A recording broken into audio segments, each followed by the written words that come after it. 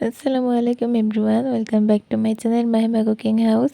আজকে একটা অসম্ভব মজাদার একটা ইউনিক রেসিপি নিয়ে এসেছি। শীতের শেষে একটা মজার চমক নিয়ে এসেছি। শীতের শেষে নতুন চমক নিয়ে এসেছি আজকে, যার নাম হচ্ছে ক্যারট পিঠা। নামটা হয়তো একদম ইন্টারেস্টিং অ্যান্ড আনকমন নতুন লাগছে।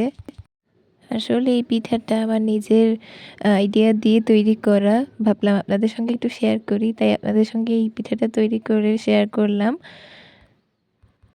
আমার নিজের আবিষ্কৃত এই নতুন পিঠাটা আমার নিজের কাছেও কিন্তু অসম্ভব মজা লেগেছে। আমার বাসার সবার কাছে কিন্তু অসম্ভব মজা লেগেছে। এমনকি আমার বাসার ছোট যে ছিল সদস্য, সেও পর্যন্ত ভেবেছিল প্রথমে এটা গাজর, পরে যখন দেখেছে এটা পিঠা তখন সে বুঝতে পেরেছিল এটা আসলে কী।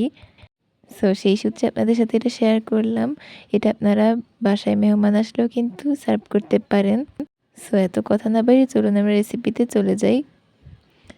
সো ফার্স্টেই আমি এখানে গাজর সেদ্ধ করে নিয়ে ব্লেন্ড করে নিয়েছি একদম মিহিন করে। এরপর আমি এখানে দুধ দিয়ে দিয়েছি প্রায় হাফ কাপের মতো। এবার এখানে 1 চিমটি লবণ দিলাম আর চিনি দিয়ে দিচ্ছি এখানে পরিমাণ মতো। আমি এখানে 1 কাপ পরিমাণ আপাতত চিনি দিয়েছি, পরে লাগলে আমি পরে দিয়ে নিব। চিনির ফ্লেভারটা কিন্তু আপনাদের পছন্দ মতো দিতে হবে। এবার আমি এখানে ময়দা দিয়ে দিয়েছি প্রায় 2 কাপের মতো। 2 কাপে একটু কম লেগেছে আমার আর কি। এটা কিন্তু চাইলে অর্ধেক চালের গুঁড়া আর অর্ধেক আটা দিয়ে করা যায়। আমি এটা পুরোটা আটা দিয়ে করেছি, চাইলে আপনার নারকেলও দিতে পারেন। এবার ভালোভাবে গাজরের সাথে মিশিয়ে দিচ্ছি, একটা ডো তৈরি করে নিব এর জন্যে। এবার হাত দিয়ে ভালোভাবে মিশিয়ে নিয়েছি। এখন এখান থেকে মিডিয়াম সাইজে একটা পোর্শন করে ঠিক সেম হাতে তালুতে নিয়ে এভাবে করে একটা গাজরের শেপ করে দিচ্ছি। গাজরের শেপ কীরকম হয় আপনারা হয়তো জানেন, সবাইই কম বেশি জানেন। সো দেখলেই জাস্ট পেয়ে যাবেন। এরপরে এটা যেন গাজরের মতো দেখতে হয়, এর জন্য আমি এর মাথার উপরে একটা একটা করে লবঙ্গ দিয়ে দিচ্ছি। আর চামচের এই পেছন সাইডটা থেকে গাজরের গায়ে যে একটা খাঁচ খাঁচ চিহ্ন থাকে সেটা দিয়ে দিচ্ছি। দেখতেও একদম গাজরের মতোই লাগবে এটা। মেহমানদের সামনে অথবা বাচ্চাদের সামনে যদি আপনারা এভাবে করে দেন এই পিঠাটা, তাহলে কিন্তু তারা বুঝতেই পারবে না যে এটা আপনি গাজর দিয়ে তৈরি করেছেন। তা আবার তারা একদম ভাববে এটা কাঁচা গাজর হয়তো। এবারে আমি এই পিঠাটা দুইভাবে তৈরি করে আপনাদেরকে দেখাবো। একটা আমি স্টিমারে সেদ্ধ করে, আর আরেকটা হচ্ছে তেলে ভেজে। আমি অলরেডি স্টিমারে নিচে পানি দিয়ে উপরে এই বলটা দিয়ে সেদ্ধ করে ঢাকনা দিয়ে বসিয়ে দিয়েছি, আর এদিকে আমি কিছু পিঠা তেলে ভেজে নিচ্ছি। এই তো আমার তেলে ভেজে নেওয়া হয়ে গেছে অর্ধেক পিঠা। এখন আমি সব পরিবেশন করে দেখাচ্ছি। মাশাআল্লাহ, আমার সবগুলো পিঠা একে একে তৈরি হয়ে গেছে। এই ভাপের যেগুলো সেদ্ধ করেছি সেটাও কিন্তু মাশাআল্লাহ সুন্দর হয়েছে দেখতে।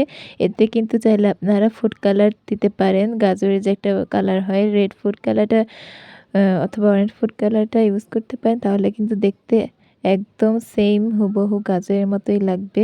আমি এটা প্রথম বানিয়েছি, এর জন্য আপনাদের সঙ্গে এইভাবে দেখালাম না। আপনারা চাইলে এটা দিতে পারেন, আমি আসলে ভুলে গিয়েছিলাম সেটা দিতে। পিঠাটা আপনারা বাচ্চাদের টিফিনে, সকালের নাস্তা হিসেবে, বিকেলের নাস্তায় একদম তৈরি করে ফেলতে পারবেন। শীতের সকালে, শীতের বিকেলেও তৈরি করে ফেলতে পারবেন। এমনকি এটা আপনারা বাচ্চাদের টিফিনেও দিতে পারবেন। ঘরে মেহমান আসলে একদম জমে যাবে এই পিঠাটা। এই শীতের শেষে নতুন চমকটা কেমন লাগলো আপনাদের কাছে অবশ্যই কমেন্টে জানাবেন। আর আমার রেসিপি যদি আপনাদের কাছে একটুকু অংশ যদি ভালো লেগে থাকে বা উপকৃত হয়ে থাকেন, তাহলে অবশ্যই চ্যানেলটি সাবস্ক্রাইব করে পাশে থাকবেন আর একটি লাইক দিবেন এবং বেশি বেশি শেয়ার করবেন। আমার নিজে তৈরি করা, নিজের আবিষ্কৃত বলতে পারেন এই নতুন পিঠার রেসিপিটি আপনাদের কাছে কেমন লেগেছে অবশ্যই কিন্তু কমেন্টে জানাতে ভুলবেন না। আপনাদের জন্য এত কষ্ট করে ভিডিও বানাই, নতুন নতুন রেসিপি আমার মাথায় রেখে এত সুন্দর ভিডিওগুলো আপনাদের জন্য আমি উপহার দিই আর কি। আর আপনারা যদি আমাকে সাপোর্ট না করেন, আমার পাশে না থাকেন, আর আমারকে সুন্দর সুন্দর কমেন্ট করেন না যদি, তাহলে কিন্তু আমার একদমই খারাপ লাগে, মন ভেঙে যায় তখন। এত কষ্ট করে ভিডিও বানানোর পরেও যদি একটা কমেন্ট বা লাইক যদি না আসে, আর আপনারা যদি আমাকে সাপোর্ট না করেন, তাহলে কিন্তু অনেক অনেক খারাপ লাগে তখন। সো আশা করি আপনারা সবাই হয়তো আমার কষ্টটা বুঝবেন। আজকে আর এত কথা বাড়াচ্ছি না। আমি এমনিতে একটু বেশি কথা বলে ফেলেছি। কেমন লাগলো অবশ্যই জানাবেন। সবাই কাছ থেকে এখনই বিদায় নিচ্ছি এখানেই। সবাই ভালো থাকবেন, সুস্থ থাকবেন এবং পরবর্তী একটি নতুন রেসিপি নিয়ে হাজির হব। আল্লাহ হাফেজ।